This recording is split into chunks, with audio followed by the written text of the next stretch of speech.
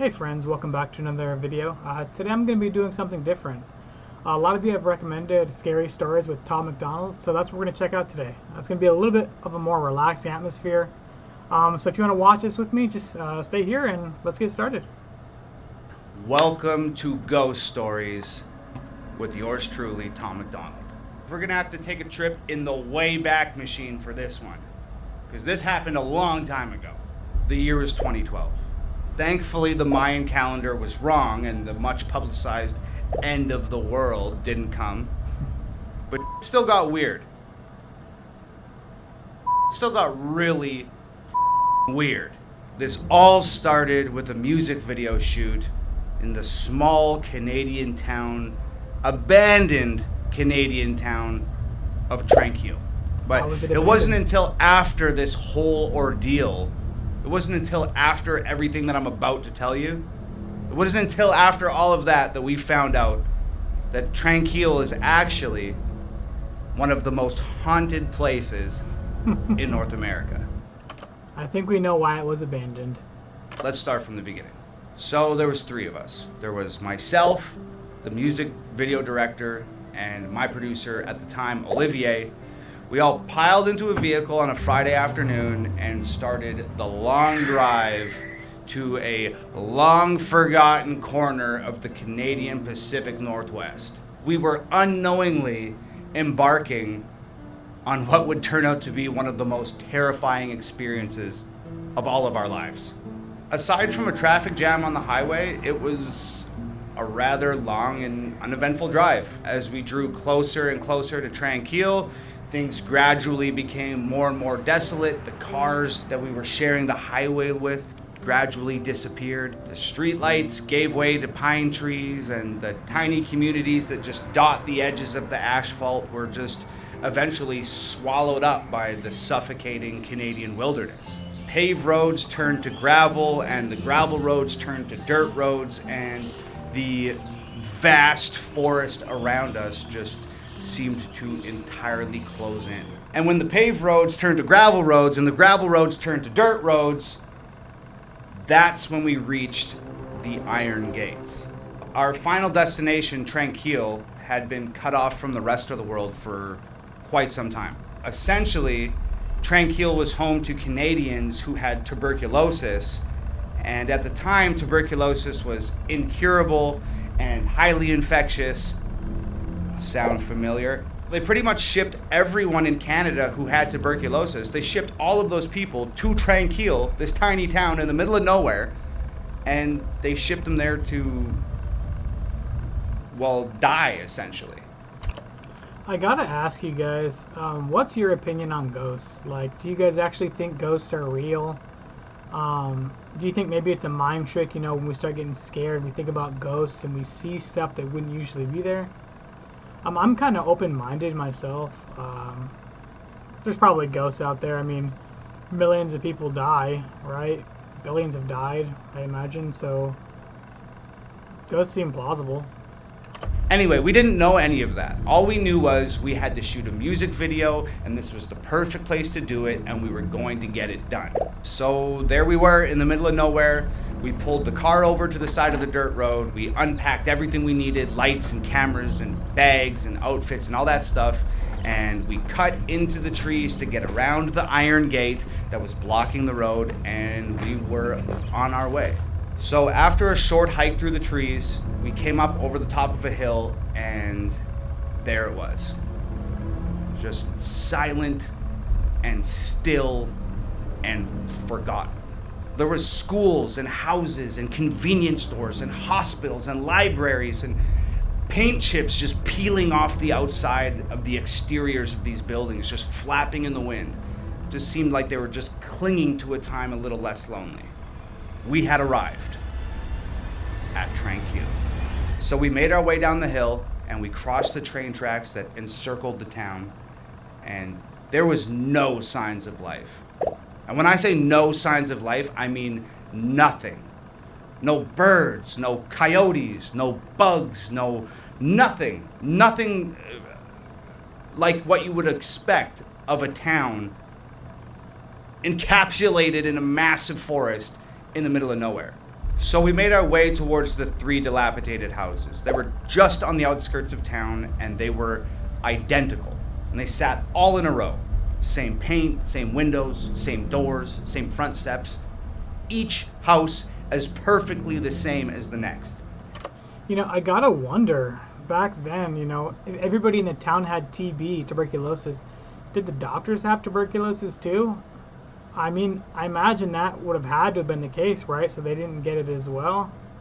Like, imagine being the last person surviving with TB in that town alone. You just die alone. You're the last survivor. All the doctors are gone. Everybody's died. You just stay there, suffer by yourself until you die. Like, that's terrible. Anyway, as we got closer, you could practically hear these houses moaning from years of being neglected and years without maintenance. It almost felt and sounded like something was stirring around inside them, and to be completely honest, I wasn't entirely sure I wanted to find out what that something was. But it turns out that I didn't have a choice. While I was standing there just sort of lost in thought and just gripped by this almost tangible apprehension about the situation at hand, something emerged from the middle house. 2 teenage kids, and we stopped dead in our tracks. So it was this boy and this girl, and they sort of like bounced toward us across this like sun-bleached pavement, and their demeanor was weird. So they got close enough to us, and I said to the boy, I said, "What are you guys doing here?" And like I said, their demeanor was strange. Well, maybe strange isn't the right word. Their demeanor just did not fit the situation. They were just like smiling and happy, and they seemed like they were excited to see us. And to me, that didn't fit the vibe. So the boy spoke first, and he said, "We're just hanging out, just checking out the abandoned town, and we're filming it with this camcorder." And I was like, "Cool, well, did you see anything weird?" And he said, "Nope, not yet." And then the girl just like interjected, and she was like, "Oh, be careful in the houses. Like, a lot of the floors are rotting, and if you go upstairs, you could fall through, and it's really friggin' dangerous." I don't really remember much else about that conversation. It was maybe like 3 minutes long, and they darted off in the other direction, and we just continued on our way. So we went into the house that our new friends just emerged from, and the girl wasn't lying. There was a massive hole in the ceiling of the living room where it looked like something on the top floor had fallen through and landed in a giant heap of rubble just sitting on the floor in the living room. It was trippy. So the more we explored, the weirder it got. Like, inside the school, there was 3 inches of dust on the desks, and the day's lessons were still scribbled on the chalkboard, and there was pencils and erasers just littered about all the workstations. And if you picked anything up, you leave a perfect impression of whatever you picked up on the surface that you picked it up off of. Like, this stuff literally hadn't been touched in years. After roaming through like half a dozen buildings, we had finally made our decision where we were gonna start shooting this music video, and we decided on, of course, the sanatorium. So we were walking down the main street on our way back to the hospital when I noticed something peculiar. Peculiar? When I noticed something up. There was this small white brick building that was just sort of jetting out of the dirt right on the edge of town. And we had a long day of shooting ahead of us, but Tranquil just felt like it was some sort of portal to like an alternate dimension, and we were just so captured by the mystery of this town that like work came second, and we just wanted to explore. So we took off towards that white building. So this building was essentially just like a brick box. It was maybe like 10 feet tall by 20 feet long and 20 feet wide. And it had one of those big metal doors on it. It was like like something that you'd see on a government building. It was that light green color, kind of like sun bleached by the sun. It was missing its doorknobs. I walked over, no windows on this thing, can't see inside. So I walk over to this big green door, and I put my hand inside where the doorknob's supposed to be, and I jerked the door open. So it was dark. And it was not the type of dark that you're familiar with. This wasn't like 1 a.m. in my house dark. This was like pitch blackness. But we're here to shoot a music video, right? So we got lights. So I grab one of the lights and I turn that motherfucker on. So when I turn the light on, there's nothing in this room. There's no windows, there's no doors, there's nothing on the walls, there's not even flooring, it's just plain concrete. It's as plain and white on the inside as it was on the outside, with the exception of one thing: a staircase. I wonder if like places like this, like I imagine there has to be a lot of looters, you know? I mean, nowadays maybe looting won't do much because all the good stuff's gone, but yeah, I imagine like 20, 30 years ago, you know, these places were probably looted so bad. Like there was probably so much cool stuff in them, and then now there's just nothing. Especially with antique furniture, jewelry, whatever else. Going down. I'd be lying if I said we weren't scared, because we were freaked the f*** out, man. But here's the thing about 3 dudes hanging out, is none of these dudes is going to admit to any of the other dudes that they're scared, because that's not what dudes do. So we're all terrified, but nobody's going to admit that they're terrified to anybody else. Facts. So in the greatest display of masterfully fabricated machismo in the history of mankind, we go down the stairs. We are so deep in denial and so unwilling to admit that we're afraid in front of another man that we forced ourselves to go down a set of stairs into a black hole inside an abandoned town in the middle of nowhere. Nope. And you know what? I could barely comprehend what was at the bottom of those stairs. Medical equipment everywhere. X-ray machines and surgery tables and scalpels and wheelchairs and rolling beds, just everywhere, all covered in dust, untouched for years. So there's 3 walls down here, and there's a doorway on each wall. No door, just a doorway. So I shine the light through the first doorway, long concrete hall. Oof. I shine the light through the second doorway, long concrete hall. And then I shine the light through the third doorway, you guessed it, long concrete hall. Still neglecting the sheer terror that's permeating every cell in our bodies, we somehow choose a doorway, walk through it, and start our journey into the abyss. And what we found were just more concrete hallways and more wheelchairs and more rolling beds and more hallways and more doorways and more concrete halls. This was a labyrinth of underground concrete halls. And we decided it was a cool place to shoot a scene for a music video, so we started shooting a music video. I'm not even exaggerating. We probably had that camera turned on for 30 seconds before we had to turn it off because it started getting weird. I just remember saying, "Cut the camera." Did you guys hear that?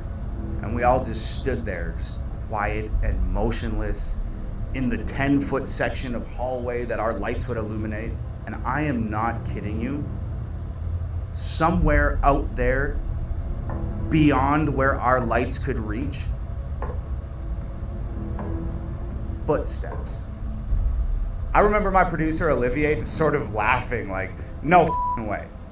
No f***ing way." We just stood there, frozen with fear. We just stood there and we just listened. And we heard voices. Voices somewhere way out there in that maze of concrete hallways, just echoing through everywhere. And I just said, "Yo, pack up the camera. Let's get the f*** out of here now." As we're packing up to leave, I noticed that just out of our light's reach, I see a door. And it's a big ass metal one. So I squeeze past Olivier and I walk over to the door. It's this giant steel door and it's just flush with the concrete inside this hallway. And I just push it open. It's the basement of a house. I just said, "Yo, shine that light over here." And there's another big metal door 6 feet away. And I walk up to it and I push it open. basement of a house. And then another door, and I push that open, and it's a basement of a house. And as we walk out of this labyrinth of concrete hallways, more doors, more basements of more houses. So it was at this point that I realized that this wasn't a regular town. There was something going on here. Something that required every house in town to be accessible by these underground tunnels that all led to a massive underground medical lab. I was thinking about it, and like, my honest opinion, obviously I don't know much about this town, but when he started saying that the doors underground are going to every house, it really makes me wonder if, like, maybe that's to not scare people. You know, when people die from TB, they take them through a down entrance to the hospital instead of inciting panic around the whole town. You know, when there's a ambulance going to a new house or a morgue car going to a new house every day picking up a dead body, it's probably not happy living. Just my theory. I mean, needless to say, we needed to shoot this music video and get the hell out of there. By the time we found our way out of these underground tunnels and we reached the surface of Tranquil once again, it had gotten dark. And you know what's creepier than an abandoned town in the middle of nowhere with an underground mad scientist lab? A creepy ass abandoned town in the middle of nowhere with an underground mad scientist lab in the dark, son. That being said, the next couple hours went by rather smoothly, and we got some cool shots and some cool places. We pretty much got everything we needed and had wrapped up the music video. But this is where the really haunted starts.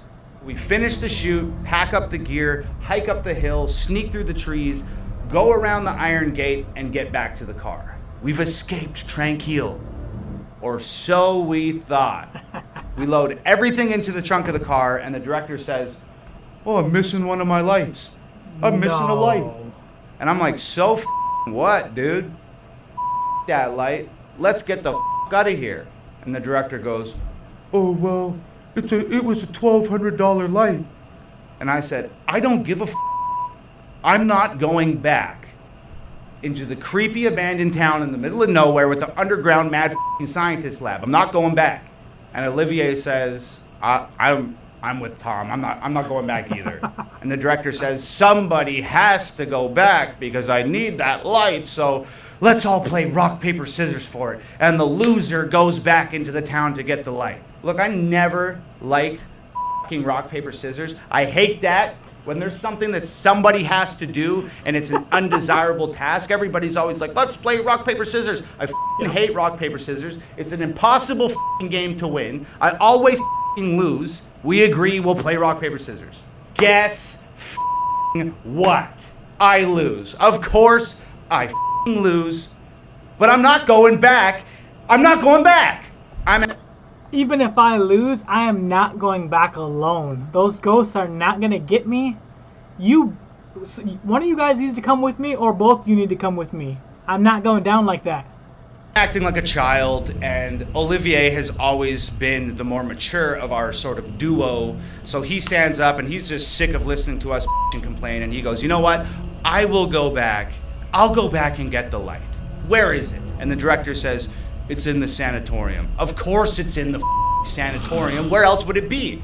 Where else would the lost light be than the most haunted possible place in this abandoned town? It wouldn't make any sense for it to be anywhere else. Olivier goes, "Okay, cool, I'll go get the light." And with that, Olivier just turns and walks into the darkness. I turn to the director and I'm just like, "Dude, give me a flashlight." You gotta understand, Olivier isn't just my producer at this point.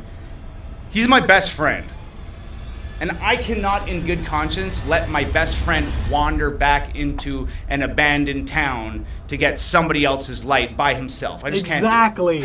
So I run to catch up with him. So I reach him and I'm like, "I got us a flashlight." And Olivier turns and looks at me and he doesn't say anything. He just smiles, like a full teeth grin, like one of those smiles that somebody makes when they're terrified or when they're fully aware that they're making a very poor decision and they're about to do something really stupid. Through the forest, around the fence, up the hill, down into the valley, we are back in Tranquil. pitch black now, and I'm carrying this little rinky-dinky ass flashlight, and we're just navigating through the town, and we're on the way back to the sanatorium. I ask Olivier, where do you think, do you have any idea where we put this light? Olivier says, yeah, it's in the big main room. I saw him put it down there. I just don't like him, so I was just gonna let him leave it there and hope that nobody noticed, and we just drive home, and we'd have a good chuckle about this later on. That's so funny. somehow I managed to let out a muffled laugh because it's funny, but at the same time, it's the reason why I'm standing in an abandoned town. What kind of weird level of karma is that? Like, that's so funny. The whole situation's funny that he left it there and didn't say anything, but it's also funny because the karma's making him go get it. In the middle of nowhere with a creepy ass mad scientist underground lab at like 2 a.m. We go up the old wooden stairs and push this giant creaky ass door open and step inside the sanatorium, and we're at the end of this long hallway. And at the end of that long hallway, there's a giant, big, massive open room, and that's where the light is. So we start walking down this hallway, and there's doorways lining this hallway, and they're all the padded rooms that crazy people would hang out in. We get into the big main room, and as we enter this big main room, I shine the flashlight up on the wall, and just like this perfect, massive piece of art up on the wall, it is painted, "Please burn me down." Olivier says, "Oh, there's the light." Walks over, picks the light up, and now that we have this all-important light in our possession, we turn and start walking back down that hallway towards the main door. Now, what happens next is probably the most horrendous thing that I've ever witnessed in my life, and I'm sure Olivier would say the same thing. In fact, I might actually call him and get his account for this video, but what happens next is the single most horrendous thing that I've ever witnessed in my life. So like I said, the hallway is lined with doors on both sides, right? And they're like holding cells, or they're like padded rooms or something. You know the ones? Yeah, you know the ones. Now, I'm not exactly sure how to explain this. You know that feeling you get when somebody is watching you? Mm-hmm. Or you know when you see something out of the corner of your eye and you quickly turn your head and there's nothing there? Or you feel the hair raise up on the back of your neck like someone's standing behind you, but by the time you spin around to face it, it's gone? Chills. Okay, that happened to both of us at the exact same time. Except something was watching us. And that thing in the corner of your eye that you don't expect to see when you look, we saw it. And that thing that you feel behind you when the hair raises up on your neck and you spin around, and when you spin around it's gone, it was there when we spun around. In perfect synchronization, all this happened. We turn and shine the flashlight into the padded room next to us, and there it is. A shadow standing up from the floor. I'm Not gone. a shadow cast on the floor, a shadow standing up off the floor. It looked just like a person, except it wasn't a person. It was featureless and almost transparent and massive and daunting and rigidly standing there with its arms by its sides. You can't see from where you're at right now, but I have goosebumps all over me. And What would you guys do? If you saw that, being honest with yourself, it's just you and one other person underground in the dark in an insane asylum. You see a ghost apparition, a shadow on the wall, like human shape, but it's a shadow. It's just there by itself. You gonna stay there? You're gonna run. I'm gone. I am gone. And my friend that's with me, he better run too, because I'm gone. And at the same time, we just started to run. And we were so scared, and it was so dark. We were just like two frantic animals running from a predator. It was like some sort of primal survival instinct had taken over, and we were just absolutely frantic, and we were falling over each other and tripping over rubble and tripping over pieces of fallen wall and ladders and all of this stuff that we can't see in the dark. And somehow we made it to the front door. We kicked that motherfucker open and ran out into the middle of the street. And we didn't stop running. We weren't even thinking. We were just moving as fast as we could, as far away from whatever the hell that thing was, as far away as we could get. As fast as we could get there, we were going. And after running for what seemed like a marathon, we just finally stopped and we almost collapsed on the ground, and we're just spinning our heads like a swivel from side to side, just trying to orient ourselves and gain some sort of information about where we had ran to. And I'm gasping for breath and looking around, and I'd say to Olivier, "Where are we?" And Olivier says, I don't know. And I picked a flashlight up and I flash it around and I'm looking. And that's when I have another terrifying realization, and I say out loud, "Dude, we're lost." And I mean, we're so scared, and it's so dark, and this town is so big that we've completely lost ourselves in what's transpired here. Now I remember Olivier gasping, "I think the car's that way." You know, and he just kind of points out with one hand, just totally exhausted. So I turn the flashlight in the direction that he's pointing, and I shit you not, I take one step, and this flashlight flickers twice and dies. We're lost, it's dark, we have no flashlight, and there's that thing in the sanatorium.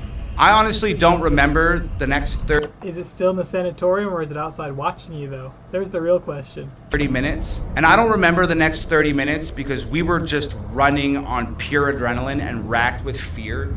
But we found our way out. And this time when we crossed those train tracks and went up that hill, before going into that forest, we turned around and we looked down on Tranquille one last time. And guess what?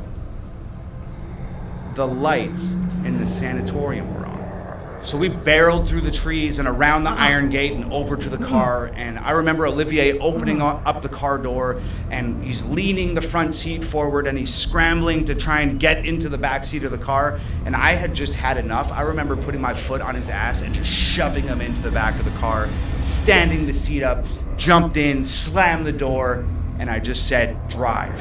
The director started, "Oh, what happened?" And I said, "Shut the up and drive." So we made it back home, mostly unscathed and in one piece. But you know what the craziest part of this whole thing was? You remember those kids I mentioned at the beginning of the story? Well, when I got home, I started Googling Tranquille, and I started researching that abandoned town. And that's when I found out that Tranquille was an abandoned town where people with tuberculosis would go and live out their final days. Oh. That's when I found out it was the most haunted place in North America. And that's also when I found out that those underground tunnels were used to remove the dead bodies from their houses without having to wheel corpses through the streets of the town and scare the shit out of all the children and everybody else living. See, that's what I figured. I mean, because why else would they be there? I mean, we know they all have tuberculosis, you know, houses full of people, they're dying. I guess that makes sense. So realistically, when they were downstairs, which one of those rooms was the morgue? Because you know they probably had bodies stacked everywhere. Living there. But the scariest thing that I found out was that 10 years prior to our experience in Tranquille, 2 kids went out there ghost hunting. And they fell through the floor in one of the houses and died. Oh my god, oh my god. A boy and a girl. Yeah, guys, I just got some major chills. Like, that's terrifying. Like, it's possible. I mean, it has to be, right? Like, there's reports of stories like this, not just like this one, but like similar stories with ghosts all over the world. Like, it has to be possible somehow, you know, like maybe they don't even realize they're dead. They're just reliving the moments over and over again. Oh my god, that's terrifying. I have the chills. But yeah, thank you for watching this video, guys. This was Ghost Stories with Tom MacDonald. If you enjoyed watching it with me, feel free to like it or like the video. I totally appreciate it. Feel free to subscribe and maybe leave a comment below with or something I can react to, some recommendations, whatever else. But until next time, guys, have a beautiful night. Peace.